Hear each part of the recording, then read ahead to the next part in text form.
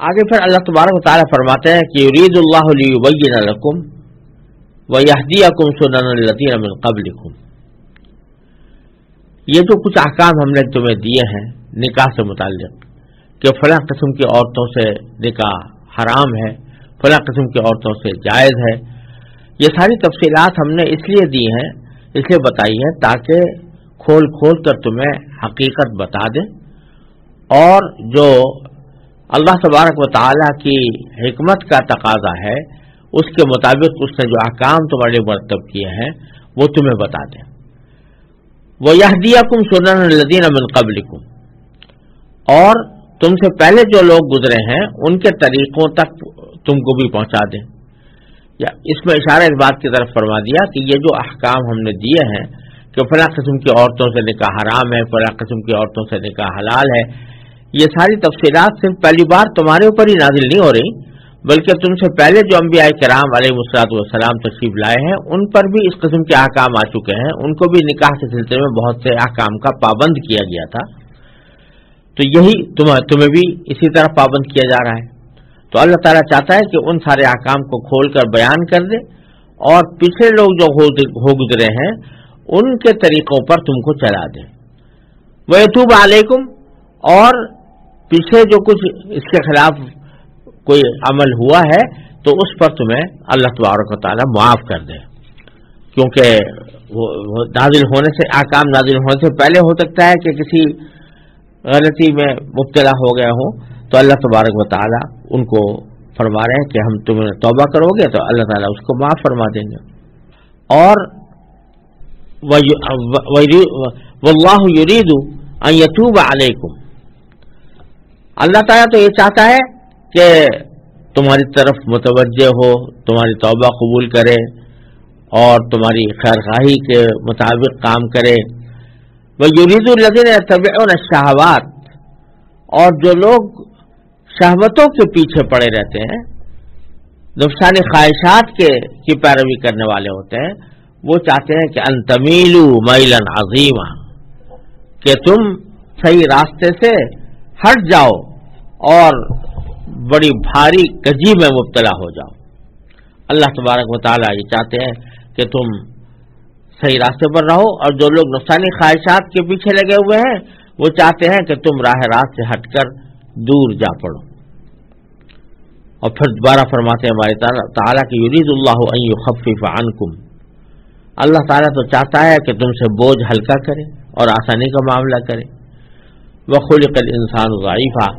اور انسان کمزور پیدا ہوا ہے، اس واسطے اللہ تعالیٰ نے اس کو ہلکے قسم کے احکام کا مکلف بنایا ہے. یہاں جو باری تعالیٰ نے یہ بات فرمائی کہ اللہ تعالیٰ تمہاری طرف توجہ کرنا چاہتا ہے، تمہاری خیرخواہی کے احکام تم پر نازل کر رہا ہے، اور جو شہوتوں کی پیروی کرتے ہیں، نفسانی خواہشات کے پیچھے پڑے ہوئے ہیں، وہ چاہتے ہیں تم کجی اختیار کر کے دور جا پڑو. اصل میں اس میں اشارہ اس بات کی طرف کیا جا رہا ہے کہ یہ نکاح اور شادی بیاہ کے جو معاملات ہیں یہ بڑے نازک ہیں اور بڑا اعتدال چاہتے ہیں. ان میں افراط و تفریط دونوں ہی مضر ہیں، اور دونوں سے انسان غلط راستے پر پڑ سکتا ہے. ایک طرف تو انسان کی فطرت میں اللہ تعالیٰ نے ایک جنسی تقاضا رکھا ہے. وہ جنسی تقاضا ایسا ہے کہ انسان کو مجبور کرتا ہے کہ کسی عورت کے ساتھ اس کے تعلقات قائم ہوں، کسی عورت کے ساتھ اس کا ملاپ ہو. ایک طرف سے یہ تقاضا ہے. اگر اس تقاضے کو دبایا جائے اور بالکل ہی اس کو کہا جائے کہ اس کو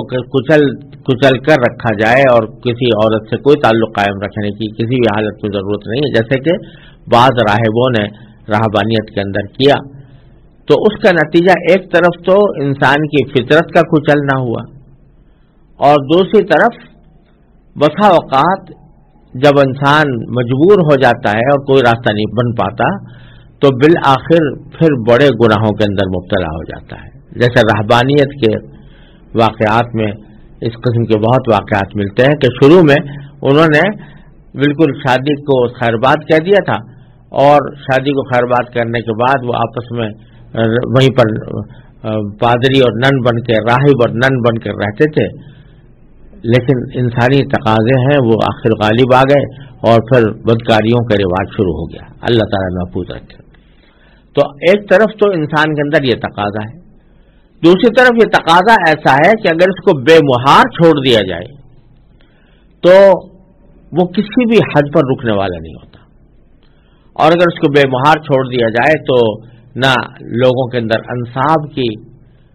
کا تحفظ ہو سکتا ہے، نسب کا تحفظ ہو سکتا ہے، نہ شرافت کا تحفظ ہو سکتا ہے، نہ دیانت کا تحفظ ہو سکتا ہے، اور پھر کوئی خاندانی نظام بھی صحیح طور سے وجود میں نہیں آ سکتا۔ تو ایک طرف اس تقاضے پر عمل بھی کرنا ہے اور دوسری طرف اس کو بے مہار بھی نہیں چھوڑنا۔ ان دونوں باتوں کی روایت اللہ تبارک و تعالیٰ سے زیادہ کون کر سکتا ہے؟ لہذا اللہ تبارک و تعالیٰ فرما رہے ہیں کہ ہم نے تمہیں جو احکام دیے ہیں وہ تمہارے لیے عین مناسب ہیں، اور ہم نے تمہیں ان راستوں کی ہدایت کی ہے جن راستوں پر پچھلی امتوں نے عمل کر کے فلاح حاصل کی تھی۔ دوسری طرف وہ لوگ ہیں کہ جو کسی خدائی حکم کا پابند نہیں ہیں، بلکہ انہوں نے اپنے نفسانی خواہشات کو اپنا خدا بنایا ہوا ہے، اسی کے پیچھے چلتے ہیں۔ وہ چاہیں گے کہ تمہیں صحیح راستے سے ہٹا دیں، اور یہ ہر دور میں یہ شہوات کی پیروی کرنے والے اور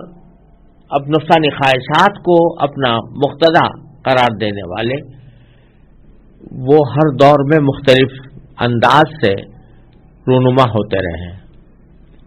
کبھی اسی شہوت پرستی نے ہم جنس پرستی کا لبادہ اوڑھا، اور کبھی اسی شہوت پرستی نے اس بات کا لبادہ اوڑھا کہ مرد و عورت رضامندی سے جو بھی کرنا چاہیں ان کو کھلی چھوٹ ہے، ان کے اوپر کوئی پابندی نہیں ہے۔ غرض اللہ تبارک و تعالیٰ کے احکام سے روگردانی کرنے کے بعد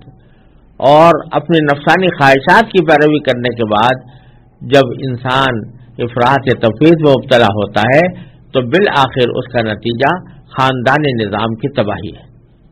جیسا کہ آج مغرب کے ممالک میں یہ بات آنکھوں سے مشاہدہ کی جا سکتی ہے کہ اللہ تبارک و تعالیٰ نے جو احکام مرد و عورت کو عطا فرمائے تھے ان سے روگردانی کر کے سراپا نفس کے بندے اور خواہش کے غلام بن کر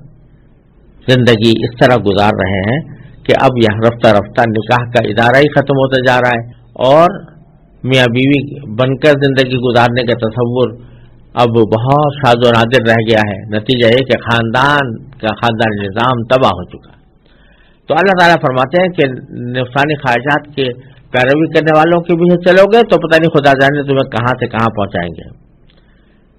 پھر آگے فرمایا کہ یرید اللہ ان یخفف عنکم، اللہ تعالیٰ تم پر تخفیف اور ہلکے احکام دینے کا ارادہ فرماتے ہیں، تمہاری دقتیں دور کرنے کے لیے نکاح کے بارے میں ایسے نرم احکام دیے ہیں جن پر سب عمل پیرا ہو سکتے ہیں۔ آج کل تو ہم نے نکاح کو تومار بنا لیا، لیکن شریعت کے لحاظ سے نکاح اتنا آسان معاملہ ہے کہ دو مرد و عورت دو گواہوں کی موجودگی میں اگر ایجاب و قبول کر لیں بس نکاح ہو گیا۔ نہ اس کے لیے کوئی بہت لمبی چوڑی بارات لے جانے کی ضرورت ہے، نہ اس کے لیے کوئی بہت بڑی تقریب کرنے کی ضرورت ہے، یہاں تک کہ نکاح پڑھانے کے لیے کسی کو باہر سے بلانے کے لیے بھی ضرورت نہیں۔ اگر میاں بیوی آپس میں کہہ دیں کہ ہم نے آپس میں نکاح کیا تو بھی نکاح ہو جاتا ہے، اگرچہ مسنون یہ ہے کہ خطبہ پڑھا جائے اور خطبہ پڑھ کر پھر نکاح کا عقد کیا جائے، لیکن جہاں تک اس کی صحت کا تعلق ہے وہ خطبے پر موقوف نہیں ہے۔ شوہر نے کہہ دیا میں تم سے نکاح کیا، بیوی کہہ دی میں نے قبول کیا، بس دو آدمیوں کی موجودگی میں کہہ دیا تو نکاح ہو گیا۔ اللہ تعالیٰ نے اتنا آسان رکھا، یرید اللہ یخفف عنکم وخلق الانسان ضعیفا، اور انسان چونکہ کمزور واقع ہوا ہے تو خلقی طور پر ضعیف ہے، اس کے اندر شیوانی مادہ بھی رکھا گیا ہے، تو اگر اس کو عورتوں سے دور رہنے کا حکم دیا جاتا تو یہ اس کے اوپر عمل نہیں کر سکتا تھا۔ اس لیے اللہ تبارک و تعالیٰ نے نہ صرف یہ کہ نکاح کی اجازت دی بلکہ اس کی ترغیب بھی عطا فرمائی، یعنی اس کی ترغیب دی کہ نکاح کرنا چاہیے. نبی کریم صلی اللہ علیہ وسلم نے اس کو اپنی سنت قرار دیا اور اس کی ترغیب دی گئی تاکہ انسان کی یہ فطری خواہش ایک معقول اور معتدل انداز میں پوری ہوتی رہے.